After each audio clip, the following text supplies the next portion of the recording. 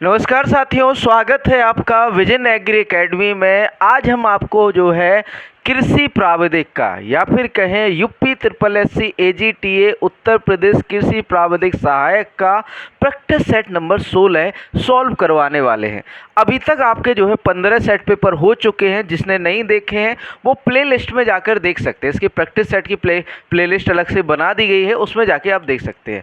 जो आपके ये प्रैक्टिस सेट है बिल्कुल नए पैटर्न पर आधारित हैं, जिसमें 65 क्वेश्चन कृषि के, 15 क्वेश्चन कंप्यूटर के व 20 क्वेश्चन यूपी जीके के रहने वाले हैं। ठीक है, तो बढ़िया से सभी लोग जुड़ जाइए। ठीक है, और सेशन को ज़्यादा से ज़्यादा शेयर कर दीजिए।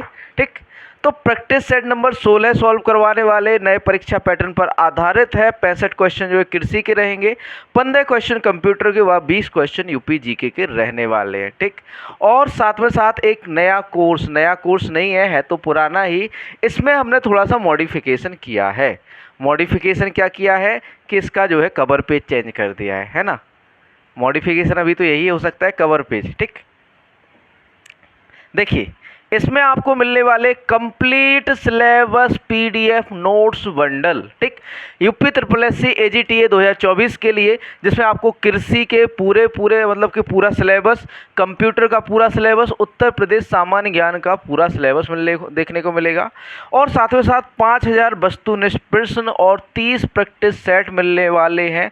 और माध्यम जो रहेगा हिंदी मीडियम रहेगा या हिंदी माध्यम रहेगा, और पीडीएफ के फॉर्म में आपको मिलेंगे ऐप के अंदर। ठीक, जिसका प्राइस है केवल 499 रुपये। कितना है? 499। देखो अभी तक किसी ने जो है एक है सिलेबस के अकॉर्डिंग नोट्स प्रिपेयर नहीं किए, लेकिन हमने जो है पर्सनली जो सिलेबस में दिया हुआ है उसके अकॉर्डिंग बिल्कुल नोट्स प्रिपेयर किए हैं। इसमें से आपका एक भी क्वेश्चन बाहर नहीं जाने वाला। ठीक है, और साथ में साथ अगर कि कोई क्वेश्चन बाहर आ भी गया तो वो 5000 वस्तुनिष्ठ प्रश्न जो हैं आपके, 5000 एमसीक्यूज है, उससे बाहर नहीं जाएगा। और लास्ट में जैसे ही आपका एग्जाम डेट आ जाएगी वैसे ही आपको शॉर्ट नोट्स भी दिए जाएंगे। इसमें अभी तो आपको थोड़ा सा लॉन्ग दिया गया है, फिर बाद में आपको शॉर्ट नोट्स दिए जाएंगे ताकि आप अपना रिवीजन बढ़िया से कर सकें। ठीक है, तो बढ़िया से अगर ये आप किसको खरीदना चाहते हैं तो संपर्क कर सकते हैं 7880497104 पर। ठीक, आगे चलते हैं, आगे बात करते हैं आपके जो है क्या क्या मिलने वाला है इसमें। तो देखिए बुक्स आप देख सकते हैं। एक तो आपका सस्य विज्ञान, ठीक, उद्यान विज्ञान, मृदा विज्ञान, कृषि प्रावधिक सहायक के लिए पशुपालन, आपका कृषि प्रसार। ठीक है, और साथ ही साथ प्लांट बायोटेक्नोलॉजी, पादप जैव प्रौद्योगिकी। ठीक है, प्लांट ब्रीडिंग एंड जेनेटिक्स, पादप प्रजनन अनुवांशिकी, एंटोमोलॉजी, कीट विज्ञान, पादप रोग विज्ञान, कृषि आर्थिकी। ये तो आपका कवर करने वाले हैं एग्रीकल्चर में। और साथ में साथ करंट की योजनाएं और उत्तर प्रदेश का करंट में एग्रीकल्चर, ये सारा का सारा कवर करेंगे किसके अंदर? आपका जो है एग्रीकल्चर या फिर कहें इस पीडीएफ कोर्स के अंदर। और साथ में साथ आपका जो है यूपी जीके और कंप्यूटर भी कवर करने वाले हैं। ठीक, आगे बात करें, एक कोर्स चल रहा है आपका पीडीएफ बंडल, जो कि आपका सेट पेपर के रूप में। इसमें आपको 50 सेट पेपर मिलने वाले हैं। 50 सेट पेपर, जिसमें आपके लगभग 5000 क्वेश्चन किससे रहेंगे? एग्रीकल्चर के, यूपी जीके के, और आपका जो है एक है आपका कंप्यूटर के। इसका पैटर्न एक रहने वाला है प्रत्येक सेट का कि टॉपिक वाइज, इसमें 40 सेट तो टॉपिक वाइज हैं और 10 सेट आपके फुल लेंथ या फिर कहें फुल टेस्ट है। ठीक है, तो टॉपिक वाइज भी आपका इस तरह से रहेगा कि जैसे एक सेक्शन कृषि का है तो कृषि के 65 क्वेश्चन टॉपिक से अकॉर्डिंग एक। ठीक है, और इसमें ये चीज़ हो जाएगी कि आप लोग जैसे तैयारी एक टॉपिक पढ़ रहे हो, उसका टेस्ट लगाना है तो उसका टेस्ट आसानी से सॉल्व कर पाओगे। ऐसे ही आपके 15 क्वेश्चन उसी टॉपिक से रिलेटेड, या फिर कहें जैसे कंप्यूटर के हार्डवेयर सॉफ्टवेयर है उससे 15 क्वेश्चन दे दिए, इनपुट आउटपुट से 15 क्वेश्चन दे दिए। तो इस तरह से आपको जो है 15 क्वेश्चन कंप्यूटर से मिल जाएंगे। ठीक है, और साथ में साथ आपको जो है 20 क्वेश्चन यूपी जी के जैसे इतिहास का, आधुनिक काल के इतिहास का, आपके 20 क्वेश्चन, और साथ में साथ आपके मध्यकालीन इतिहास के। ठीक है, तो इस तरह से टॉपिक वाइज आपको जो है क्वेश्चन मिलने वाले हैं किसके अंदर? आपका जो है इस पीडीएफ बंडल के अंदर। ठीक, जिसका प्राइस है आपका ओनली 249 रुपये। ओनली 249 रुपये में मिलने वाला है। यदि आप इसको बाय करना चाहते हैं तो कांटेक्ट कर सकते हैं 7880497104 पर। ठीक, तो ये आपका रहा PDF कोर्स। चलते हैं अपने मेन मुद्दे पर, या मेन मुद्दा कहें तो आपका जो है आज के सेट पेपर की ओर। आज का रुख बदलते हुए सेट पेपर, ये तो थोड़ा सा देखो सभी लोग ऐड करते हैं, तो मैंने भी ऐड कर दिया थोड़ा सा। ठीक है, सभी लोग ऐड करते हैं तो मैंने भी कर दिया।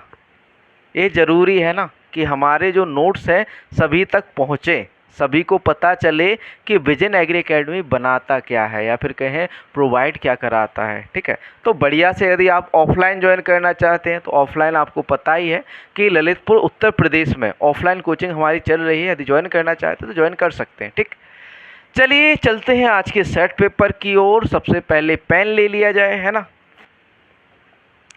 सबसे पहले पेन ले लिया जाए। यूपी SSSC AGTS सेट 16 आज जो है 16वां सेट पेपर सॉल्व करवाने वाले हैं आपको।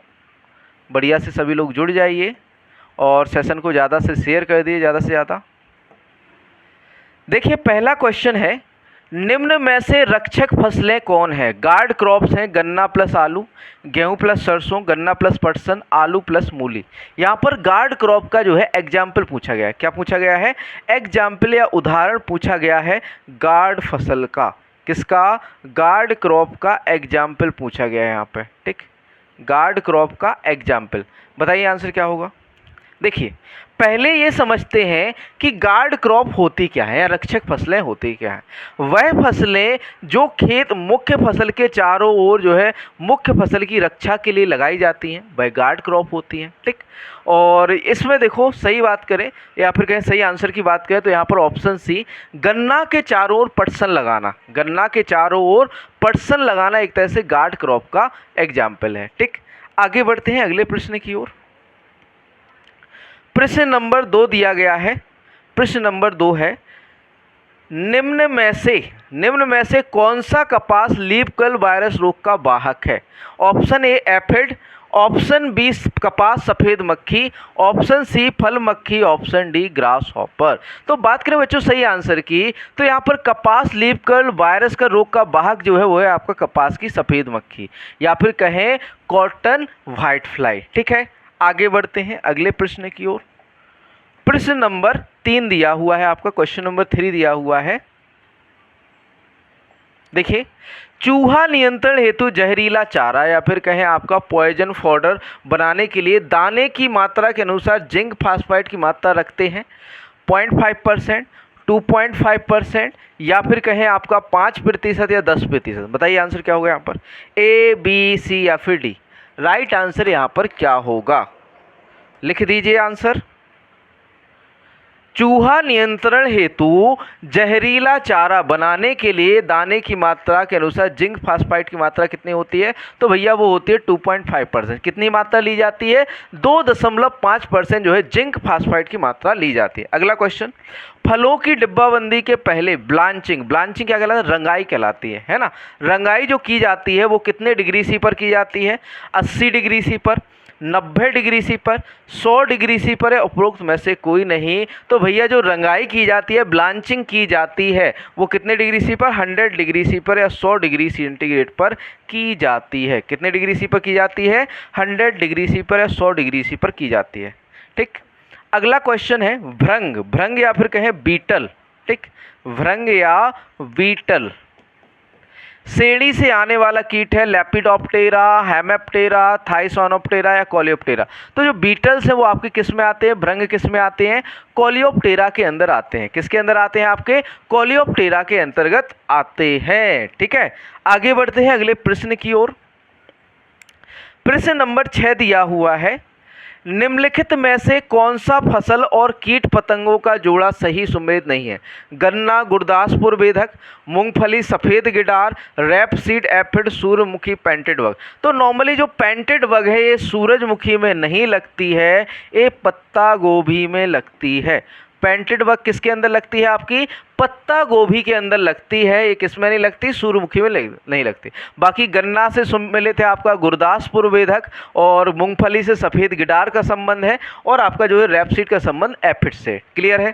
ठीक, आगे बढ़ते हैं। अगला क्वेश्चन प्रश्न नंबर 7 दिया हुआ है, खाद्यान्न वर्ग की फसलों में फूल आने के साथ वृद्धि में रुकावट को कहते हैं सिग्मोइड वृद्धि वक्र, परिसीमित वृद्धि, अपरिसीमित वृद्धि या सर्वाधिक वृद्धि काल। तो भैया उसे हम क्या कहते हैं? आपका परिमिति वृद्धि कहते हैं। खाद्यान्न वर्ग की फसलों में फूल आने के साथ वृद्धि में रुकावट को क्या कहते हैं? आपका परिमिति वृद्धि कहा जाता है। क्या कहा जाता है? परिमिति वृद्धि।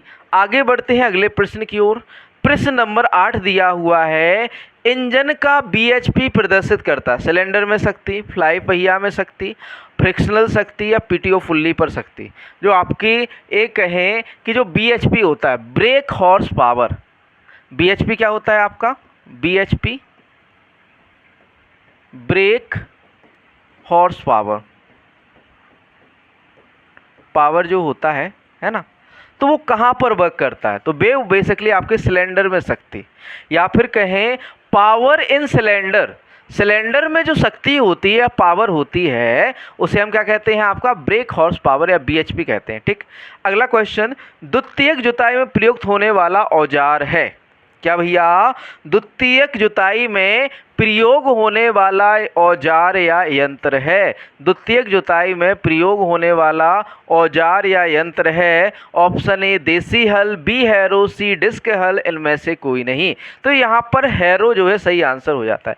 हैरो कैसा है? द्वितीयक यंत्र है। बाकी अगर कि देखो किसी यंत्र के सामने हल लग जाता है, किसी यंत्र के सामने क्या लग जाता है? हल लग जाता है, तो वह कौन सा होता है? आपका प्राथमिक। और हैरो कैसा है? द्वितीयक। आपका कल्टीवेटर कैसा है? द्वितीयक। आपका जो एक है कि जो रोटावेटर होता है प्राथमिक और द्वितीयक दोनों प्रकार का होता है। रोटावेटर कैसा होता है? प्राथमिक व द्वितीयक दोनों प्रकार का यंत्र होता है। ठीक है, आगे चलते हैं अगले प्रश्न की ओर। प्रश्न नंबर 10 दिया हुआ है, बीज का टीजेड परीक्षण किया जाता है अंकुरण ज्ञात करने के लिए, सुषुप्तावस्था ज्ञात करने के लिए, बीज की जीवन क्षमता ज्ञात करने के लिए, या बीज जनित रोग ज्ञात करने के लिए। देखिए, जो आपका टीजेड परीक्षण होता है टेट्राजोलियम टेस्ट, ठीक है, टेट्राजोलियम क्लोराइड का प्रयोग किया जाता है टेट्राजोलियम टेस्ट में। इसमें जो है बीज की जीवन क्षमता ज्ञात करने के लिए किया जाता है। टीजेड या टेट्राजोलियम जो परीक्षण किया जाता है किसके लिए किया जाता है? आपका बीज की जीवन क्षमता ज्ञात करने के लिए। ठीक है, आगे बढ़ते हैं अगले प्रश्न की ओर। प्रश्न नंबर 11 दिया हुआ है, एक उन्नत प्रजाति का प्रारंभिक बीज कहलाता है। एक उन्नत प्रजाति का प्रारंभिक बीज कहलाता है। ऑप्शन ए प्रजनक बीज, बी नाभिकीय बीज, सी आपका आधारीय बीज, डी आपका प्रमाणित बीज। बताइए आंसर क्या होगा? एक उन्नत प्रजाति का प्रारंभ बीज क्या कहलाता है? तो भैया वो क्या कहलाता है? नाभिकीय। सबसे पहले जो बीज बनता है वो बनता है भैया न्यूक्लियस सीड। कौन सा बनता है? न्यूक्लियस। फिर न्यूक्लियस से सीड से कौन सा बीज बनता है? प्रजनक बीज। प्रजनक बीज से बनता है आधार बीज, और आधार बीज से बनता है आपका प्रमाणित बीज। ठीक, आगे चलते हैं अगले प्रश्न की ओर। प्रश्न नंबर 12 दिया हुआ है, किस फसल के लिए आधारीय बीज एवं प्रमाणित बीज की भौतिक शुद्धता 95% मान्य है? किस बीज के लिए जो फिजिकल प्योरिटी होनी चाहिए? क्या भैया? फिजिकल प्योरिटी होनी चाहिए। वो कितनी? 95% होनी चाहिए। सोयाबीन, मूंगफली, पालक या गाजर। तो देखो यहाँ पर जो गाजर है कैरेट में आपकी 95% क्या होनी चाहिए? फिजिकल प्योरिटी या फिर कहें भौतिक शुद्धता होनी चाहिए। सोयाबीन में कितनी होनी चाहिए आपका? सोयाबीन में 97%, कितना? 97% भौतिक शुद्धता होनी चाहिए। मूंगफली में आपका 96% भौतिक शुद्धता होनी चाहिए। पालक के अंदर आपका जो है 96% क्या होनी चाहिए? भौतिक शुद्धता होनी चाहिए, तभी ये जो है बीज जो है शुद्ध माने जाते हैं। अगला क्वेश्चन, भ्रूणीय और पश्च भ्रूणीय, यहाँ पर हो जाता है एम्ब्रॉयनिक एंड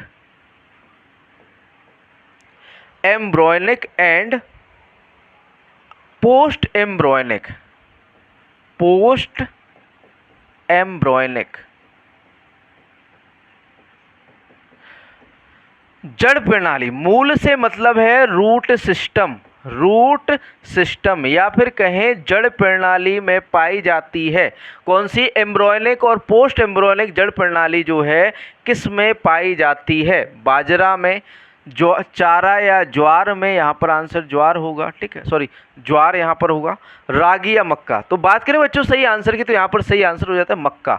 मक्का के अंदर आपकी एम्ब्रॉयनिक और पोस्ट एम्ब्रॉयनिक जड़ें पाई जाती हैं। मक्का के अंदर क्या पाई जाती है? एम्ब्रॉयनिक और पोस्ट एम्ब्रॉयनिक जड़ें पाई जाती है। ठीक, आगे बढ़ते हैं अगले प्रश्न की ओर। प्रश्न नंबर 14 दिया हुआ है, निम्न में से कौन सा फल एक बीजपत्रीय नहीं है? नारियल, शरीफा, खजूर, अनानास। तो देखो यहाँ पर कोकोनट आपका एक बीजपत्रीय है, ठीक, खजूर आपका एक बीजपत्रीय है, अनानास एक बीजपत्रीय है, तो बचा क्या? शरीफा। शरीफा आपका द्विबीजपत्रीय, बाकी सभी कैसे हैं? एक बीजपत्रीय हैं। अगला क्वेश्चन, शुष्क खेती हेतु फसलों एवं प्रजातियों में कौन सा गुण होना चाहिए? कम अवधि एवं शीघ्र वृद्धि, गहरी एवं विभाजित जड़ें, सी है शीघ्र पकने वाली, उपयुक्त सभी। बताइए आंसर क्या होना चाहिए? शुष्क खेती हेतु फसलों एवं प्रजातियों कौन सा गुण होना चाहिए? कौन सा गुण होना चाहिए? बताइए आंसर। तो देखो बेसिकली हमारी जो शुष्क खेती हेतु आपका जो कम अवधि एवं शीघ्र वृद्धि करने वाली फसल होनी चाहिए, गहरी एवं विभाजित जड़ों वाली फसलें होनी चाहिए, शीघ्र पकने वाली फसल होनी चाहिए। तो यहाँ पर उपरोक्त सभी, ऑप्शन डी सही उत्तर हो जाता है। ऑप्शन डी उपरोक्त सभी क्या हो जाता है? सही उत्तर हो जाता है। आगे बढ़ते हैं अगले प्रश्न की ओर।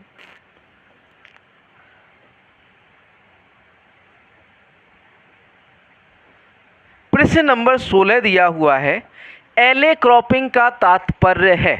एले क्रॉपिंग का तात्पर्य, यहाँ पर डेफिनेशन पूछी गई है, शीघ्र बढ़ने वाले वृक्षों की दूरी पर लगाई गई दो कतारों के बीच चारागाह उगाना, ठीक है, यहाँ पर उगाना होगा, ठीक है, चारागाह उगाना। शीघ्र बढ़ने वाले वृक्षों की दूरी पर लगाई गई दो कतारों के बीच फसल उगाना। शीघ्र बढ़ने वाले वृक्षों की दूरी पर लगाई गई दो कतारों के बीच केवल लघु अवधि की फसल उगाना, लघु अवधि की फसल उगाना, ठीक। और शीघ्र बढ़ने वाले वृक्षों की दूरी पर लगाई गई दो कतारों में के बीच केवल चारे की फसलें उगाना। तो नॉर्मली यहाँ पर जो शीघ्र बढ़ने वाले वृक्षों की दूरी है उसके बीच में फसलों को उगाना या फिर कहें फील्ड क्रॉप को उगाना आपका एले क्रॉपिंग कहलाता है। फल वृक्षों या वृक्षों के बीच आपकी जो खेती वाली फसलें होती हैं उनको उगाना क्या कहलाता है? आपका एले क्रॉपिंग कहलाता है। क्या कहलाता है? एले क्रॉपिंग या गली फसल कहलाता है।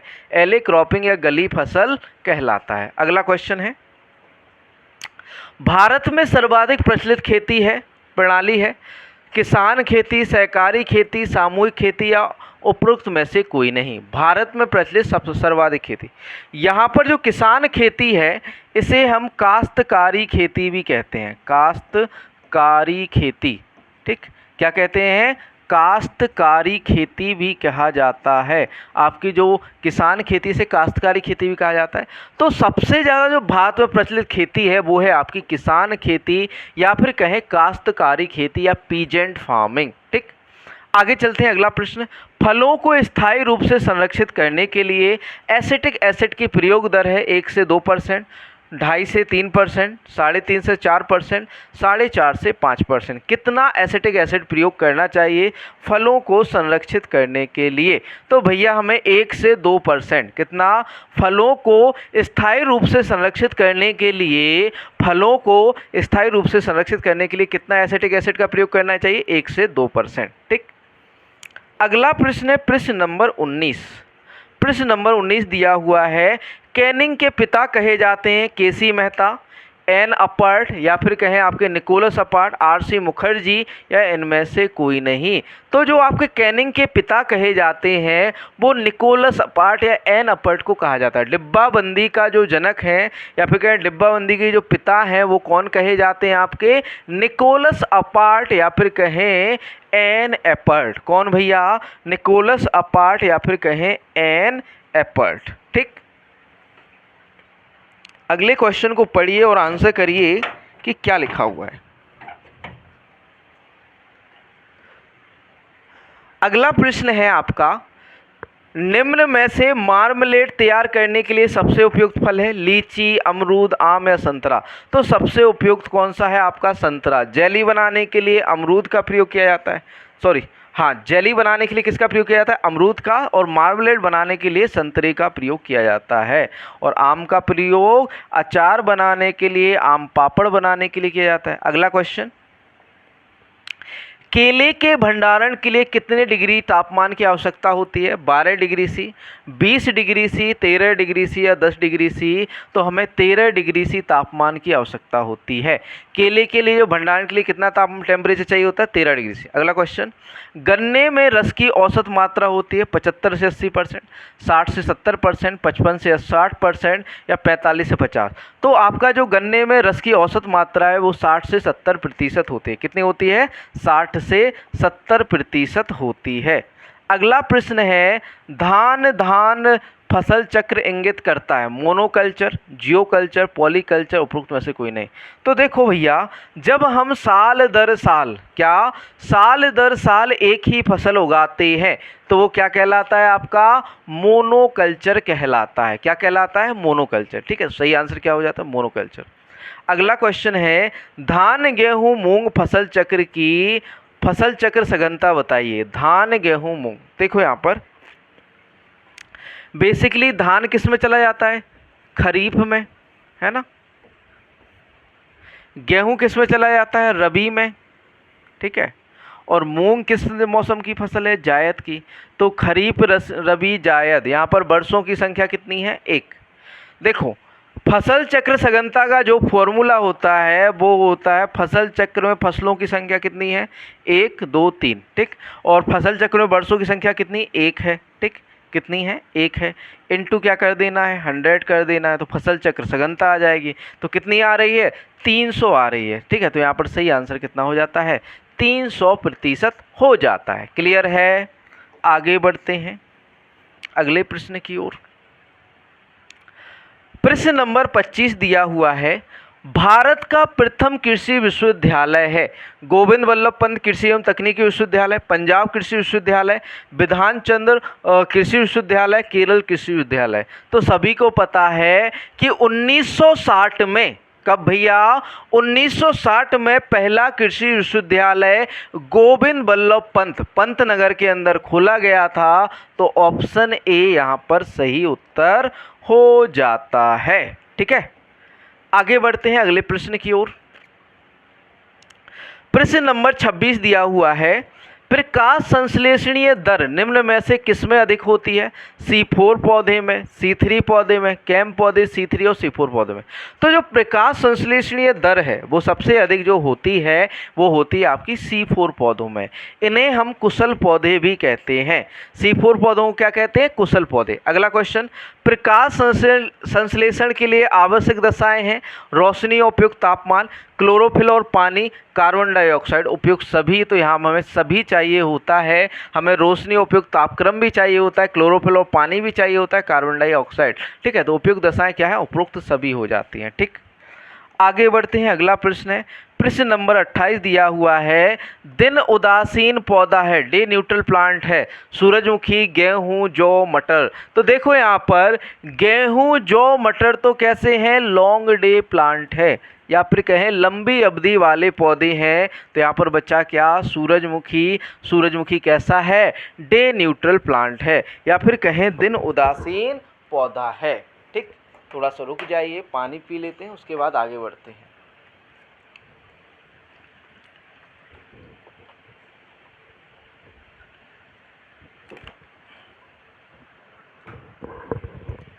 आगे बात करें अगले प्रश्न की। प्रश्न नंबर 29 दिया हुआ है, शरीर क्रियात्मक परिपक्वता के समय फसलों का शुष्क भार कितने प्रतिशत होता है? 28%, 20%, 25% या 30%? तो देखो, शरीर क्रियात्मक परिपक्वता, या फिर कहें आपका नॉर्मली प्लांट आपका एक कहें परिपक्व हो चुका है, तो उस समय जो आपका प्लांट होता है उसमें 75% तो क्या होता है? वाटर होता है, और 25% क्या होता है? ड्राई मैटर होता है। ऑप्शन सी यहाँ पर सही आंसर हो जाता है, ठीक है। आगे बढ़ते हैं अगले प्रश्न की ओर।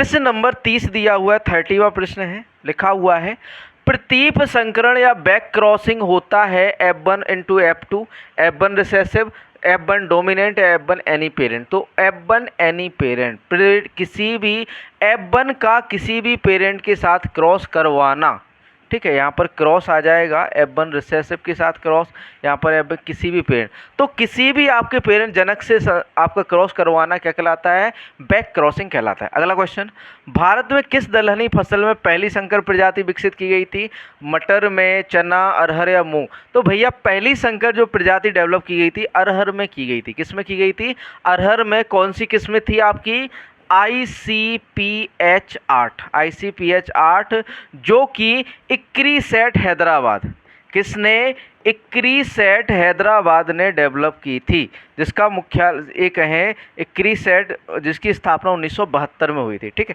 इक्री सेट हैदराबाद ने जो है ICPH8 जो है किस्म निकाली थी, अरहर की पहली, या फिर कहें दलहनी फसलों में पहली, और अरहर की भी पहली संकर किस्म थी। कौन सी, ICPH8। आगे बढ़ते हैं अगले प्रश्न की ओर। प्रश्न नंबर 32 दिया हुआ है, अखिल भारतीय समन्वित मक्का विकास परियोजना किस वर्ष प्रारंभ हुई, 1987 में, 1970 में, 1967 या 1957। तो पहली, या फिर कहें पहली अखिल भारतीय समन्वित परियोजना जो है 1957 में शुरू हुई थी, और वो हुई थी आपकी मक्का पर। तो यहाँ पर मक्का पर, या फिर कहें अखिल भारतीय समन्वित मक्का विकास परियोजना किस वर्ष शुरू हुई, 1957 में हुई थी। अगला क्वेश्चन, काजरी में अनुसंधान होता है, काजरी का पहले तो फुल फॉर्म लिख लो, सेंट्रल एरिड जून रिसर्च इंस्टीट्यूट, ठीक, काजरी, जो कि कहां पर है आपका, जोधपुर राजस्थान। कहां पर है भैया, जोधपुर राजस्थान के अंदर है। कहां पर है, जोधपुर राजस्थान के अंदर है। अब जो आपका काजरी है, इसकी जो स्थापना हुई थी कब हुई थी, 1952 में हुई थी। कब हुई थी, 1952 में हुई थी। ठीक है, तो काजरी में अनुसंधान होता है तो शुष्क पौधों और फसलों पर, बेसिकली केंद्रीय शुष्क क्षेत्र अनुसंधान संस्थान है, तो यहाँ पर शुष्क पौधों और शुष्क फसलों पर क्या होता है, अनुसंधान होता है। आगे चलते हैं, प्रश्न नंबर 34 दिया हुआ है, सूत्रीय विभाजन में गुणसूत्र बिंदु अलग होता है, पूर्वावस्था में, मध्यावस्था, पश्चावस्था या अंतरावस्था। बताइए आंसर क्या होगा यहाँ पर। गुणसूत्रीय विभाजन में जो है आपका जो गुणसूत्र बिंदु अलग होता है, कहाँ पर देखो अलग होता है आपका, पश्चावस्था में। कहाँ पर, पश्चावस्था में। अगला क्वेश्चन है, आनुवांशिक इंजीनियरिंग में कौन सा बैक्टीरिया सामान्यतः लक्षण को एक शरीर रचना के गुणों का स्थानांतरण करने के लिए उपयोग करते हैं। आनुवांशिकी इंजीनियरिंग में कौन सा बैक्टीरिया सामान्यतः लक्षण को एक शरीर रचना के गुणों का स्थानांतरण करने के लिए उपयोग करते हैं। ऑप्शन देख लेते हैं, ऑप्शन दूसरे पेज पर है। ऑप्शन है बैसिलस थ्यूरिजिएंसिस, सूडोमोनास सिरिंजी, राइजोबियम मेलिलोट या एग्रोबैक्टीरियम ट्यूमिफिसेंस। बताइए आंसर क्या होगा यहाँ पर। तो बात करें सही आंसर की, तो एग्रोबैक्टीरियम ट्यूमिफिसेंस का प्रयोग किया जाता है। किसका, एग्रोबैक्टीरियम ट्यूमिफिसेंस का। ठीक, आगे बढ़ते हैं अगले प्रश्न की ओर। प्रश्न नंबर 36 दिया हुआ है, फ्लाई ऐश एक प्रदूषक दहन उत्पादन है जो प्राप्त होता है कोल को जलाने से, चारकोल को जलाने से, डीजल या मिट्टी के तेल को जलाने से, सीएनजी को जलाने से। हमें जो फ्लाई ऐश है वो कहाँ से प्राप्त होती है। तो बात करें बच्चों सही आंसर की, तो फ्लाई ऐश हमें कोल को जलाने या कोयले को जलाने से हमें मिलती है। कोल को जलाने या कोयले को जलाने से मिलती है। अगला प्रश्न है प्रश्न नंबर 37। अम्ल वर्षा में मुख्यतः होता है, अम्ल वर्षा में मुख्यतः होता है PO4, NO2, CH या NO3। अम्ल वर्षा में मुख्यतः क्या होता है, तो भैया NO2 होता है, नाइट्रस ऑक्साइड होता है। क्या होता है, नाइट्रस ऑक्साइड है, NO2 होता है। अगला क्वेश्चन, सर्वप्रथम भारत के किस राज्य ने घरों में जल संचयन संरचनाओं को अनिवार्य बनाया। तमिलनाडु, उत्तर प्रदेश, बिहार या पश्चिम बंगाल। बताइए आंसर क्या होगा यहाँ पर। क्वेश्चन नंबर 38, तो भैया वो है आपका तमिलनाडु। सर्वप्रथम भारत के किस राज्य ने घरों में जल संचयन संरचनाओं को अनिवार्य बनाया? तो वो बनाया था आपका तमिलनाडु ने। किसने भैया? तमिलनाडु ने। अगला क्वेश्चन प्रश्न नंबर 39 दिया हुआ है। क्वेश्चन नंबर 39 है, पृष्ठीय जल निकास की निम्नलिखित विधियां प्रचलित हैं? खपरेल जल निकास, छिद्रयुक्त पाइप जल निकास, पत्थर युक्त जल निकास, उपरोक्त सभी। बताइए आंसर क्या हुआ यहाँ पर। तो यहाँ पर जो है पृष्ठीय जल निकास की जो है निम्नलिखित विधियों में प्रचलित आपकी उपरोक्त सभी। एक तो आपकी खपरेल जल निकास, छिद्रयुक्त पाइप जल निकास और पत्थर युक्त जल निकास, सभी जो है आपकी पृष्ठीय जल निकास की विधियां हैं। अगला क्वेश्चन, खुली नाली में जल प्रवाह को मापने का असांकित जो है अनसांकित यंत्र है भी नोज, पार्सल फ्लूम, वाटर मीटर, इनमें से कोई नहीं। बताइए आंसर क्या होगा। क्वेश्चन नंबर 40 है, आंसर बताइए। तो यहाँ पर पार्सल फ्लूम का प्रयोग किया जाता है खुली नाली में जल प्रवाह को मापने के लिए। खुली नाली में जल प्रवाह को मापने के लिए पार्सल फ्लूम का प्रयोग किया जाता है। किसका प्रयोग किया जाता है? पार्सल फ्लूम का। ठीक, आगे बढ़ते हैं अगले प्रश्न की ओर।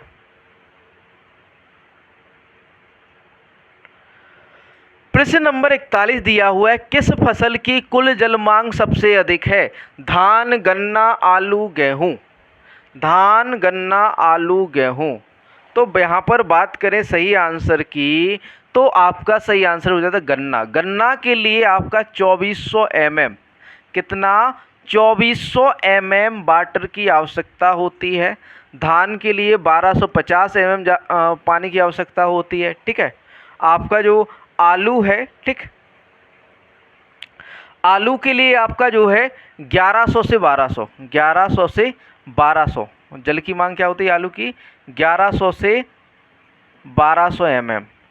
ठीक, और गेहूं की क्या होती है आपकी जो है 650 mm। गेहूं की जल मांग क्या है? 650 mm। ठीक, तो सबसे अधिक गन्ना की होती है, तो सही आंसर ऑप्शन बी हो जाता है। अगला क्वेश्चन है, मिट्टी का नमूना लेते समय कितनी अंदर से मिट्टी लेनी चाहिए?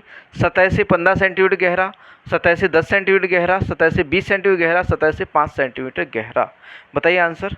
तो नॉर्मली हम जो मिट्टी लेते हैं या नमूना लेते हैं वो लेते हैं सतह से 15 सेंटीमीटर गहराई से जो है नमूना लिया जाता है। ठीक, अगला क्वेश्चन है, प्रश्न नंबर 43 दिया हुआ है, अधिकांश भारतीय मृदाओं में कार्बनिक पदार्थ की मात्रा होती है 1% से कम, 1 से 2%, 2 से 3% या 5% से अधिक। बताइए आंसर क्या होगा यहाँ पर।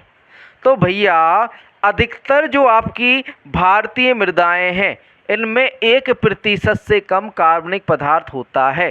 कितना होता है? 1% से कम या 0.5% तक होता है। कितना? 0.5% क्या होता है? कार्बनिक पदार्थ होता है भारतीय मृदाओं के अंदर। ठीक,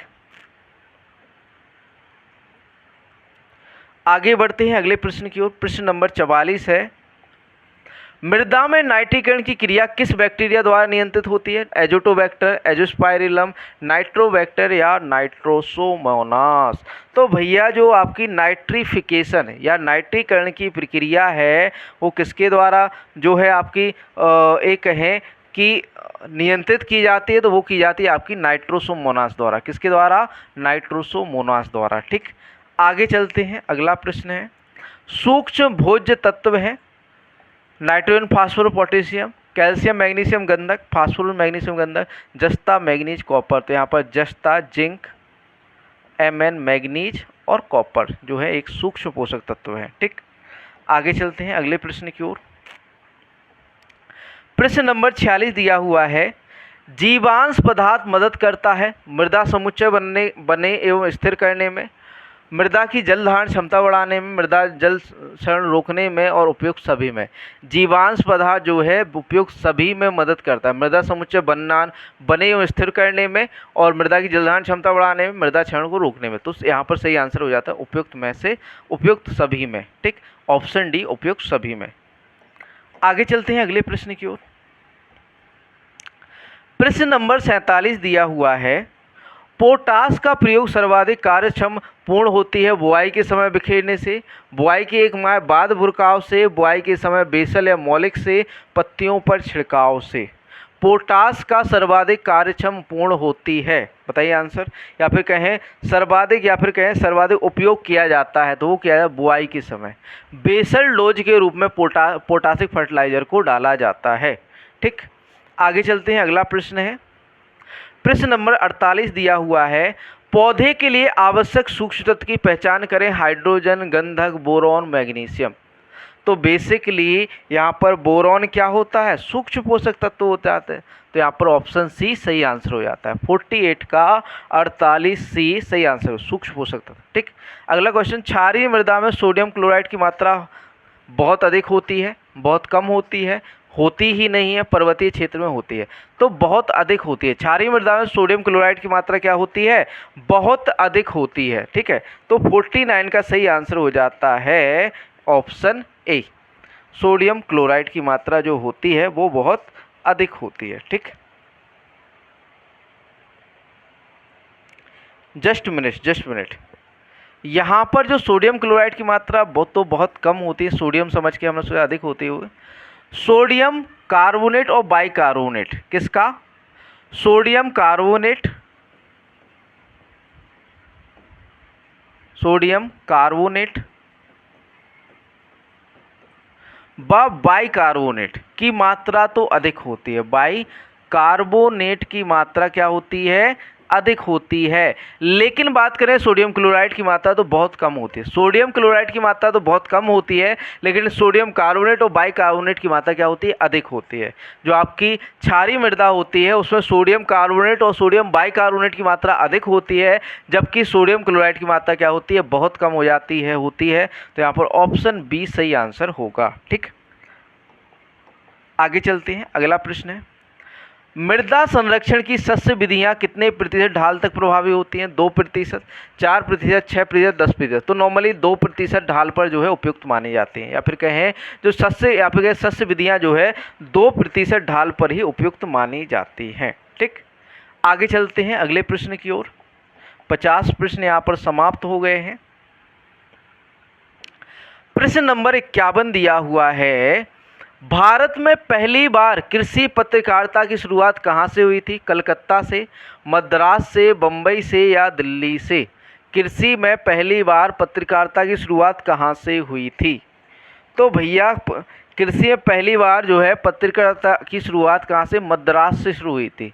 कृषि पत्रकारिता की शुरुआत कहाँ से हुई थी, मद्रास से हुई थी। कहाँ से हुई थी बच्चों, मद्रास से हुई थी। ठीक, कहाँ से हुई थी, मद्रास से। ठीक, अगला क्वेश्चन, प्रसार के साधनों में निम्नलिखित में से कौन सम्मिलित नहीं है। दृश्य दर्शन, समूह चर्चा, शिक्षण, आकर्षण। तो यहाँ पर जो शामिल नहीं है वो है आकर्षण शामिल नहीं है, बाकी दृश्य दर्शन, समूह चर्चा, शिक्षण शामिल है। ठीक, आगे चलते हैं। अगला प्रश्न, प्रश्न नंबर 53, 43 दिया हुआ है। क्वेश्चन नंबर 43 दिया हुआ है, सॉरी 53, 53वां प्रश्न दिया हुआ है। T&V, ट्रेनिंग एंड विजिट प्रणाली से कौन संबंधित। पशुपालन विकास कार्यक्रम, दुग्ध उत्पादन विकास कार्यक्रम, फसल उत्पादन कार्यक्रम, ग्रामीण विकास कार्यक्रम। T&V से संबंधित कौन है, तो भैया वो है ग्रामीण विकास कार्यक्रम। और T&V कब शुरू हुआ था, 1973 में। कब शुरू हुआ था आपका ट्रेनिंग एंड विजिट सिस्टम, 1973 में शुरू हुआ था आपका। ठीक है, 1973-74 में। ठीक, जो आपका प्रशिक्षण भेंट प्रणाली के जन्मदाता जो है डैनियल बेनोर, 1973 में को माना जाता है। भारत में यह प्रणाली सर्वप्रथम 1974 में राजस्थान के नहर क्षेत्र में, मध्य प्रदेश के चंबल कमांड क्षेत्र में तथा 1979-80 में गुजरात एवं कर्नाटका में प्रारंभ की गई और 1981 में से 1982 में महाराष्ट्र में अपनाया गया। तो ये 1974। ठीक, तो यहाँ पर सन जो हो जाता है 1974 हो जाता है। कितना हो जाता है, 1974 हो जाता है। कितना हो जाता है, 1974 में हुई थी ट्रेनिंग और विजिट प्रणाली, और जिसे कह सकते प्रशिक्षण और भेंट कार्यक्रम ग्रामीण विकास कार्यक्रम से संबंधित है और डैनियल बेनोर द्वारा शुरू किया गया था। किसके द्वारा, डैनियल बेनोर द्वारा, डैनियल बेनोर द्वारा शुरू किया गया था। बेनोर द्वारा शुरू किया गया था, डैनियल बेनोर द्वारा शुरू किया गया था। ठीक, इसको हम थोड़ा सा अच्छे से लिख देते हैं, डैनियल बेनोर।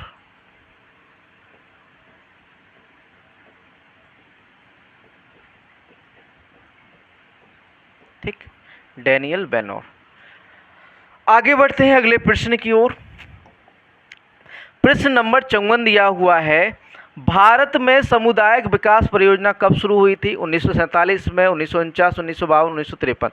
तो भैया जो सामुदायिक विकास कार्यक्रम है 1952 में शुरू हुआ था, या फिर कहें 2 अक्टूबर 1952 को, 2 अक्टूबर 1952 को शुरू हुआ आपका सामुदायिक विकास कार्यक्रम, या फिर कहें आपका community development program. Community development program की सफलता या समुदाय विकास कार्यक्रम की सफलता के फलस्वरूप जो एक प्रोग्राम शुरू किया गया था 1953 में, NES नेशनल एक्सटेंशन सर्विसेज जो है शुरू किया गया था। कब आपका? 1953 में। अगला क्वेश्चन, प्रयोगशाला से खेत तक कार्यक्रम शुरू हुआ था 1950 में, 1979, 1955, 1982। तो 1979 में शुरू हुआ था ICR के अधीन। किसके अधीन? लैब टू लैंड कार्यक्रम। लैब टू लैंड या प्रयोगशाला से खेत तक कार्यक्रम ICR ने कब शुरू किया था? आपका 1979 में शुरू किया था। अगला क्वेश्चन, भारत सरकार ने योजना आयोग की स्थापना कब की थी? 1945 में, 1950, 1951 या 1953 में? कब की थी? भारत सरकार ने योजना आयोग का गठन कब किया? बताइए आंसर। क्वेश्चन नंबर 56 है। तो भैया योजना आयोग की स्थापना हुई थी 1950 में। कब हुई थी? 1950 में, 15 मार्च 1950। 15 मार्च 1950 को जो है भारत सरकार ने योजना आयोग का गठन किया था या स्थापना की थी। ठीक। अगला क्वेश्चन 57 है, उत्तर प्रदेश कृषि उत्पादन मंडी अधिनियम कब लागू हुआ था? 1963 में, 1964 में, 1965 और 1966 में? उत्तर प्रदेश कृषि उत्पादन मंडी अधिनियम कब लागू हुआ था? बताइए आंसर। तो जो आपका उत्तर प्रदेश कृषि उत्पादन या फिर कहें उत्पादन मंडी अधिनियम है 1964 में लागू हुआ था। कब लागू हुआ था? 1964 के अंदर। ठीक। आगे बढ़ते हैं अगले प्रश्न की ओर। प्रश्न नंबर 58 दिया हुआ है, उत्तर प्रदेश में कृषि विपणन का एक प्रमुख संगठन है राज्य कृषि विपणन परिषद, उत्तर प्रदेश वित्त निगम, राज्य नियोजन संस्थान, राज्य कृषि उत्पादन मंडी परिषद। बताइए आंसर क्या होगा? कि उत्तर प्रदेश कृषि विपणन का एक प्रमुख संगठन जो है state agriculture produce market board. कौन भैया? स्टेट राज्य कृषि उत्पादन मंडी परिषद। राज्य कृषि उत्पादन सॉरी यहाँ पर जो है राज्य कृषि विपणन परिषद, यहाँ पर सही आंसर जो होगा ऑप्शन है राज्य कृषि विपणन परिषद। कौन भैया? राज्य कृषि विपणन परिषद। राज्य कृषि विपणन परिषद। ठीक। तो ऑप्शन ए यहाँ पर सही आंसर हो जाता है। ठीक। आगे चलते हैं अगले प्रश्न की ओर। प्रश्न नंबर 59 दिया हुआ है, किस जिन्स की मंडी में किसी समय जो कीमत प्रचलित होती थी उसे क्या कहा जाता था? सामान्य कीमत, न्यूनतम समर्थन मूल्य। ठीक। या फिर कहें आपका ऑप्शन सी मंडी कीमत या लागत कीमत। बताइए आंसर यहाँ पर क्या होगा? A, B, C या फिर D? तो बात करें बच्चों सही आंसर की तो उसे मंडी कीमत कहा जाता था। क्या कहा जाता? मंडी कीमत कहा जाता था। किसी जिन्स की मंडी में किसी समय जो कीमत प्रचलित होती, किसी समय जो कीमत प्रचलित होती थी उसे हम कहते हैं मंडी कीमत। अगला क्वेश्चन, भारत जैसे विकासशील देशों में मात्रात्मक कृषि पुनः खोज वास्तव में किस पर आधारित है? टेक्नोलॉजी पर, वैज्ञानिक अनुसंधान पर, सांख्यिकीय आंकड़ों पर, इनमें से कोई नहीं? बताइए आंसर।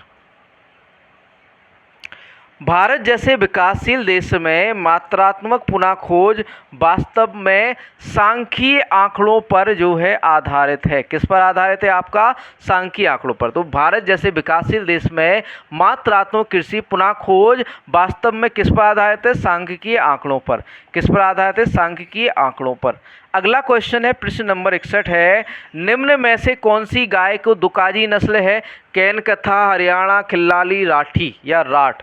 तो यहाँ पर जो हरियाणा है बेस्ट डुअल पर्पज या फिर कहें सबसे अच्छी दुकाजी गाय है, बाकी जो है आपकी बची हुई ड्रॉथ पर्पज या बोझा ढोने वाली गाय हैं। ठीक।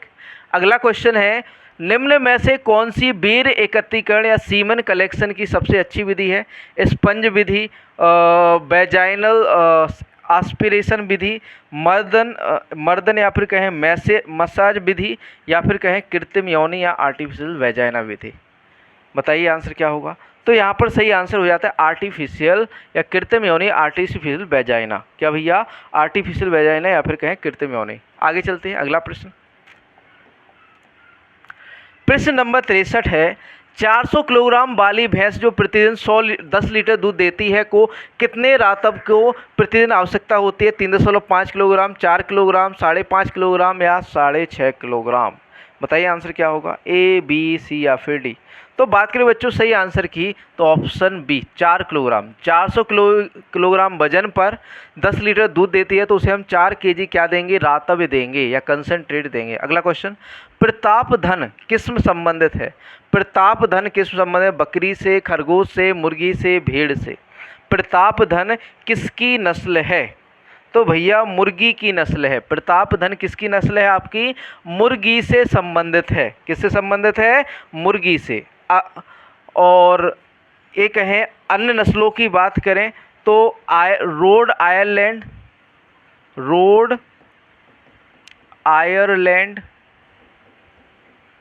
ठीक, असील,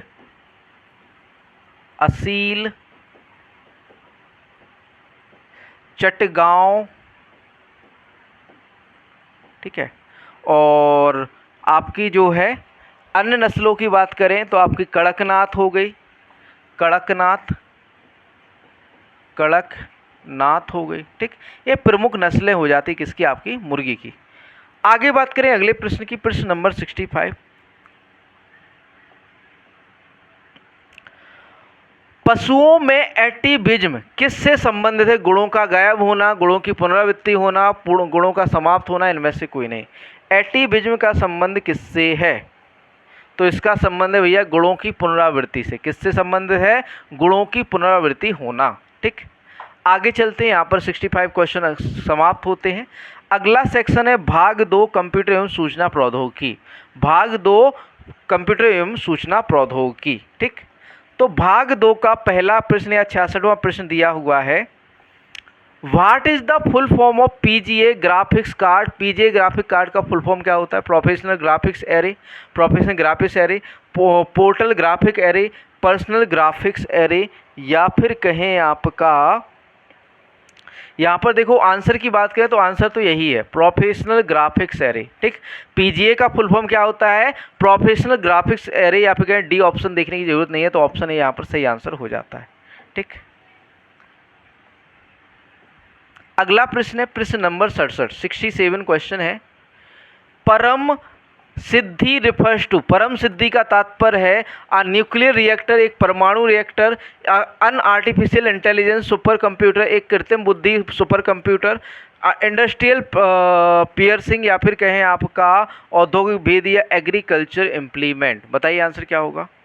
एक परम सिद्धि किसे बताता है, क्या तात्पर्य क्या है? परम सिद्धि जो है यहाँ पर बताता है, वो बताता है अन आर्टिफिशियल इंटेलिजेंस सुपर कंप्यूटर, एक कृत्रिम बुद्धि सुपर कंप्यूटर, या फिर कहें सुपर कंप्यूटर को दर्शाता है। कौन? आपका परम सिद्धि, ठीक। आगे चलते हैं अगले प्रश्न की ओर।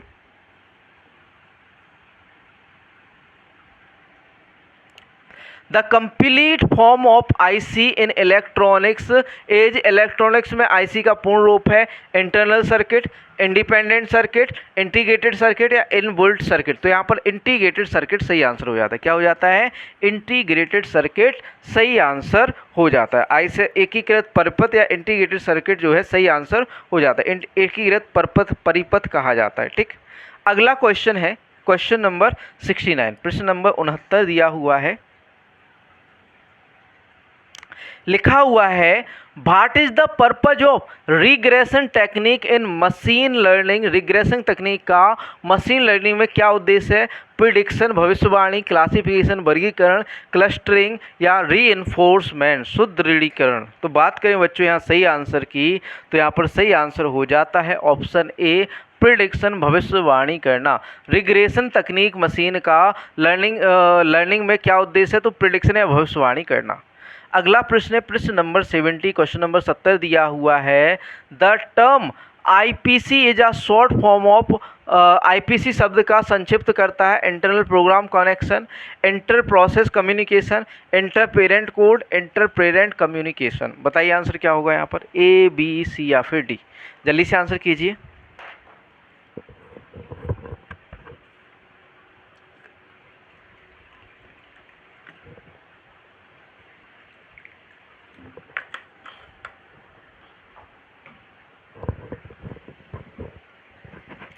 बात करें बच्चों यहाँ पर सही उत्तर की, क्वेश्चन नंबर 70 के सही आंसर की, तो यहाँ पर सही आंसर हो जाता है option B, inter process communication. क्या भैया? Inter process communication. आईपीसी का फुल फॉर्म क्या होता है?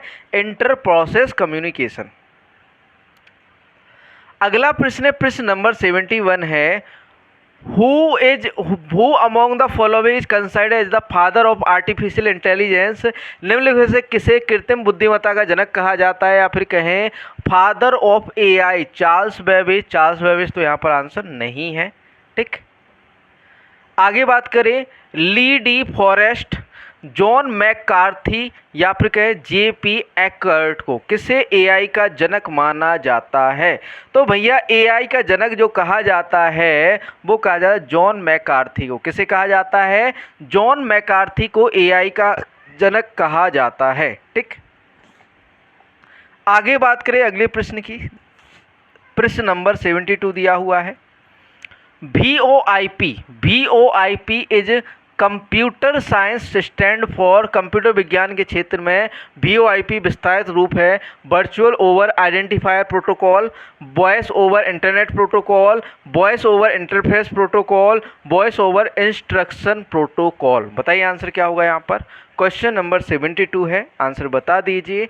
यहाँ पर आंसर हो जाएगा voice over internet protocol. Voice over internet protocol, VOIP का फुल फॉर्म होता है वॉइस ओवर इंटरनेट प्रोटोकॉल। ठीक, आगे बढ़ते हैं अगले प्रश्न की ओर।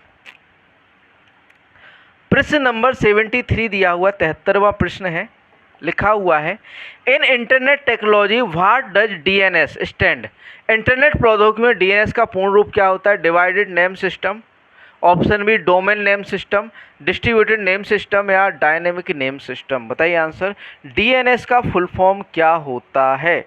तो डोमेन नेम सिस्टम। DNS का फुल फॉर्म क्या होता है? Domain name system. Option B यहाँ पर सही आंसर हो जाता है, डोमेन नेम सिस्टम। ठीक, आगे बढ़ते हैं अगले प्रश्न की ओर। प्रश्न नंबर 74 दिया हुआ है, which of the following are the balance setting for the margins option of the page setup group in MS Word 2019। MS Word 2019 में पेज सेटअप समूह के मार्जिन विकल्प के लिए निम्नलिखित में से कौन सी मान्य सेटिंग है? High, low and medium, normal, wide and narrow, left right, top and bottom, left right and middle. बताइए आंसर क्या होगा? प्रश्न नंबर 74 है, आंसर कर दीजिए। तो answer option B, normal, wide and narrow. क्या होता है? Normal, wide and narrow. ठीक, आगे चलते हैं अगले प्रश्न की ओर। प्रश्न नंबर 75 दिया हुआ है, in Microsoft Word 2013 which of the following menu include insert, row, column and table. Microsoft Word 2013 में निम्न में से किस मेन्यू में इंसर्ट, रो, कॉलम, टेबल सम्मिलित है? तो भैया वो होती है आपकी इंसर्ट के अंदर। कहाँ पर होती है? आपकी इंसर्ट के अंदर होती है। तो ऑप्शन बी 75 का ऑप्शन बी सही आंसर हो जाता है। ठीक, 75 का ऑप्शन बी इंसर्ट के अंदर जो है, सॉरी 2013 की बात कर रहा है बेसिकली। अगर की अदर वर्ड की बात करें तो इंसर्ट में होता है लेआउट मेन्यू में। कहाँ पर होता है? लेआउट। 2013 में माइक्रोसॉफ्ट वर्ड 2013 में लेआउट वैल्यू में इंसर्ट, रो, कॉलम होता है। ठीक, और बाकी जो अगर की अदर वर्ड की बात करें 2010 की भी बात करें तो उसमें आपका इंसर्ट मेन्यू में होता है। ठीक, आगे चलते हैं अगले प्रश्न की ओर। प्रश्न नंबर 76 है, विच software is more useful for presentation in classroom. कक्षा में प्रस्तुति या प्रेजेंटेशन के लिए कौन सा सॉफ्टवेयर अधिक उपयोगी है? Microsoft Access, Microsoft Excel, Microsoft PowerPoint, Microsoft Word. तो माइक्रोसॉफ्ट पावर पॉइंट का प्रयोग किया जाता है क्लासरूम में प्रेजेंटेशन को बनाने के लिए। ठीक है, आगे बढ़ते हैं अगले प्रश्न की ओर। प्रश्न नंबर 77 दिया हुआ है, in MS Excel 2016 what is the result of the following formula. MS Excel 2016 में निम्नलिखित फार्मूला का क्या परिणाम आता है? मिनिमम 10, 20, 30, 40, 50। ए 40, 50, 10 या 20। बताइए आंसर क्या होगा यहाँ पर? A, B, C या फिर D। तो बात करें बच्चों सही आंसर की, तो यहाँ पर आ जाता है आंसर जो है ऑप्शन सी 10। ठीक, मिनिमम जो आंसर आ जाएगा 10 आ जाएगा, क्योंकि मिनिमम पूछा है ना, मिनी। ठीक, अगला question, which of the following is not search engine. निम्न में से सर्च इंजन निम्नलिखित में से कौन नहीं है? गूगल, याहू, ट्विटर या अल्टा विस्टा। अल्टा विस्टा। बताइए आंसर क्या होगा।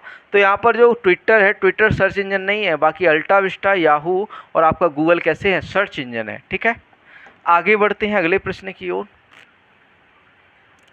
प्रश्न नंबर 79 दिया हुआ है, the first network that planted the seed of internet was, internet का बीज बोने वाला पहला नेटवर्क था ARPANET, NSFNET, V net, I net. तो यहाँ पर आरपा नेट जो है पहला नेटवर्क था जो अमेरिका में सेना के द्वारा प्रयोग किया गया था। ठीक है, आगे चलते हैं अगला प्रश्न।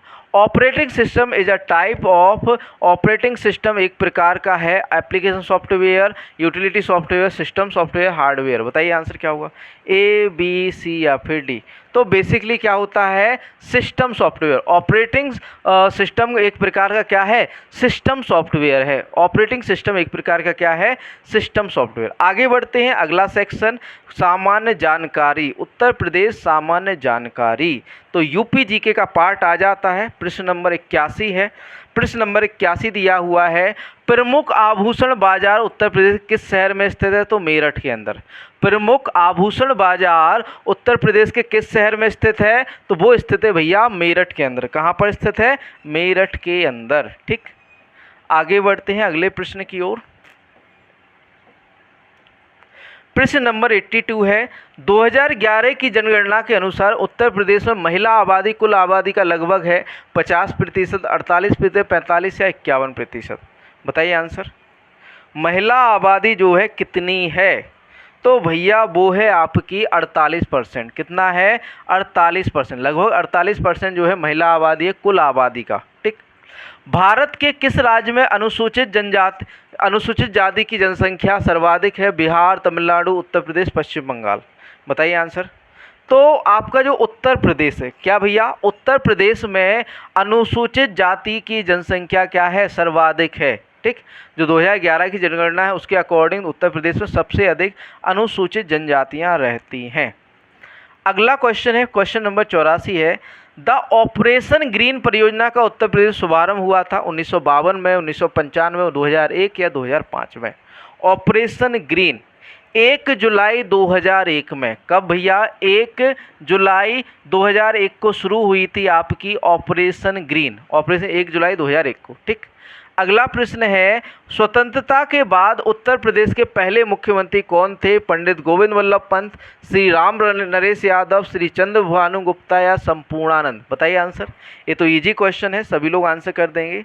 तो पहले मुख्यमंत्री जो भैया रहे वो रहे आपके गोविंद वल्लभ पंत, 1950 से, कब से, 1950 से 1954 तक। ठीक, गोविंद वल्लभ पंत। ठीक, अगला क्वेश्चन, मोतीलाल नेहरू बाल संग्रहालय स्थित है आगरा में, प्रयागराज में, लखनऊ या वाराणसी में। मोतीलाल बाल संग्रहालय कहाँ पर स्थित है, तो भैया ये स्थित है आपका लखनऊ के अंदर। मोतीलाल नेहरू बाल संग्रहालय कहाँ पर स्थित है, लखनऊ के अंदर स्थित है। अगला प्रश्न है, बांदा जनपद के पाठा क्षेत्र के प्रमुख निवासी हैं भील, कोल, खरिया या खरवार। बताइए आंसर। पाटा क्षेत्र, बांदा जनपद के पाठा क्षेत्र में प्रमुख निवासी कौन रहते हैं, तो भैया वो रहते हैं खरवार जनजाति। कौन सी जनजाति, खरवार जनजाति। जो आपकी भील जनजाति है, भील जो है मध्य प्रदेश में देखने को मिलती है। कहाँ पर, मध्य प्रदेश में, मध्य प्रदेश के अंदर देखने को मिलती है। ठीक, कोल जनजाति जो है आपकी, ठीक है, कोल करछना प्रयागराज, करछना प्रयागराज, करछना प्रयागराज में देखने को मिलती है, प्रयागराज। ठीक, और जो आपकी खरिया जनजाति, कौन सी जनजाति, खरिया, झारखंड उड़ीसा, झारखंड उड़ीसा में देखने को मिलती है। कौन सी, खरिया जनजाति, झारखंड उड़ीसा में। ठीक, अगला क्वेश्चन है, अमीर खुसरो द्वारा रचित कविता छाप तिलक सब छीनी किस भाषा में है, भोजपुरी, खड़ी बोली, ब्रजभाषा या उर्दू। बताइए आंसर। तो अमीर खुसरो द्वारा रचित जो आपकी छाप तिलक सब झीनी जो है ब्रजभाषा से है, किससे है? ब्रजभाषा से है। अगला क्वेश्चन, विख्यात भारत माता मंदिर स्थित है लखनऊ में, वाराणसी में, प्रयागराज, मेरठ में। विख्यात भारत माता जो मंदिर है वो कहाँ पर स्थित है भैया? वाराणसी में स्थित है। कहाँ पर स्थित है? वाराणसी के अंदर स्थित है। आगे बढ़ते हैं अगले प्रश्न की ओर। चरकुला मौसमी लोक नृत्य है उत्तर प्रदेश का, मध्य प्रदेश का, झारखंड का, उड़ीसा का। तो उत्तर प्रदेश का चरकुला जो है मौसमी लोक नृत्य कहाँ का है? उत्तर प्रदेश का है, यूपी का है। अगला क्वेश्चन, अखिल भारतीय किसान सभा की स्थापना हुई थी बाराबंकी में 1918 में, प्रयागराज 1928 ईस्वी, लखनऊ 1936 ईस्वी, पटना 1937। बताइए आंसर क्या होगा यहाँ पर? ए, बी, सी या फिर डी। अखिल भारतीय किसान सभा की स्थापना कब हुई थी? तो भैया हुई थी लखनऊ में 1936 में। कब? लखनऊ के अंदर 1936 में हुई थी। ठीक।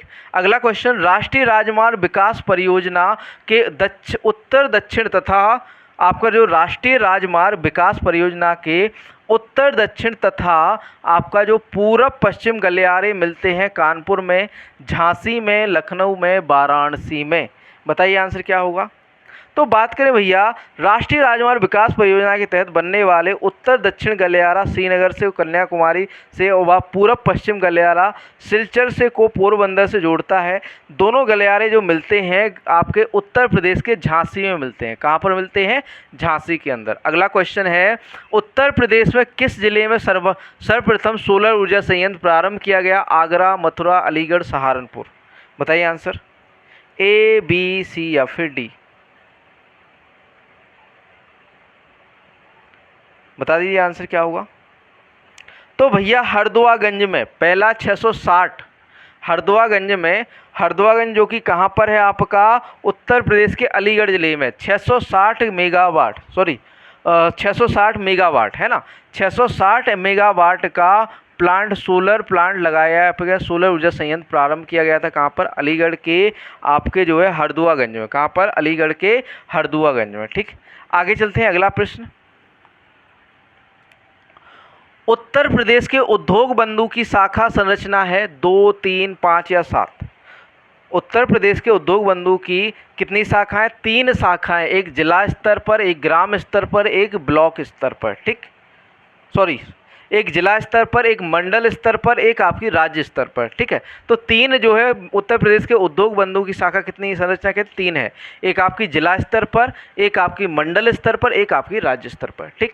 आगे बढ़ते हैं अगले प्रश्न की ओर, उत्तर प्रदेश के किस नगर में कृत्रिम अंग बनते हैं? गोरखपुर, सीतापुर, कानपुर, प्रयागराज।